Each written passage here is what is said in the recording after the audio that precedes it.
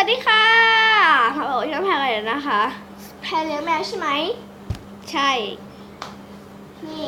เดี๋ยวแพรจะเอามาให้ดูค่ะมานี่ตัวละตัว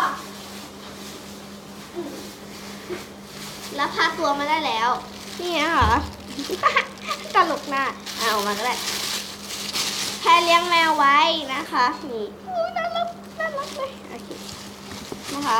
ซึ่งแพรอาหารตูดไปแพรเลี้ยงแมวไว้แพรก็เลยอยากลองชิมอาหารแมวค่ะว่ารสชาติ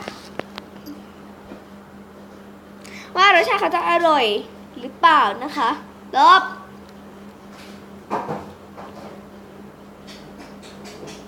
นะคะนี่อย่าหวงหยุดโลที่โต๊ะก็มีที่ของเองก็มีนะคะซึ่งแพรอยากจะลองกินอาหารแมวค่ะว่า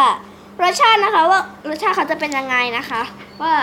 รสชาติเขาจะอร่อยหรือเปล่านะคะโอเค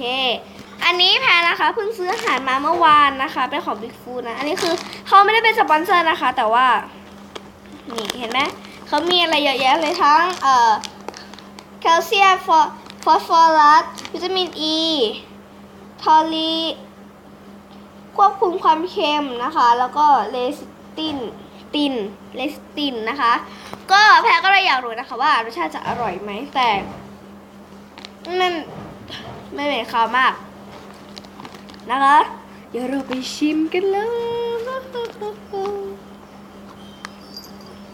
โอเคไปชิมกันเอาไหม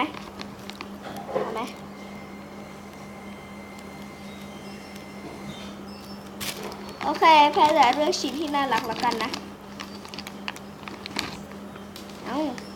อ๋อเป็นรูปดอกไม้นะคะนี่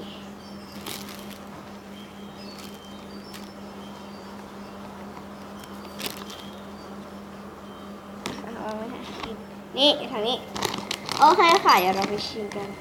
อันนี้ของแพรเป็นรูปสามเหลี่ยมอย่างนี้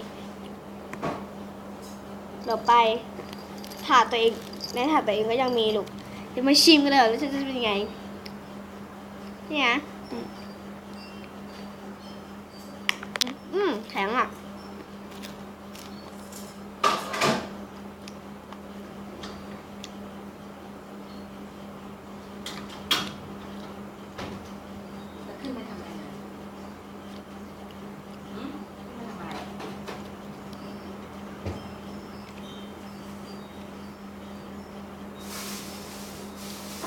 มันพอเคี้ยวไปแล้วอ่ะแล้วพอกลืนใช่ปะ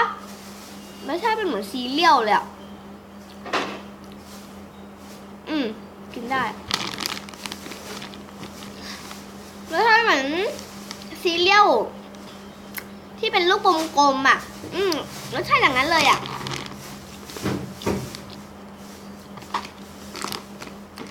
แต่ทางที่ดีนะคะไม่ต้องไปกินค่ะมันไม่ดีนะคะ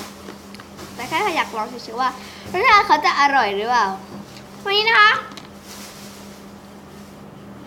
เขาต้องขอตัวลาไปกันค่ะสวัสดีค่ะบ๊ายบายอย่าลืมกดไลค์กดแชร์กด Subscribe และอย่าลืมกดกระดิ่งเพื่อเราจะเตือนคลิปใหม่ค่ะไปแล้วค่ะบ๊ายบา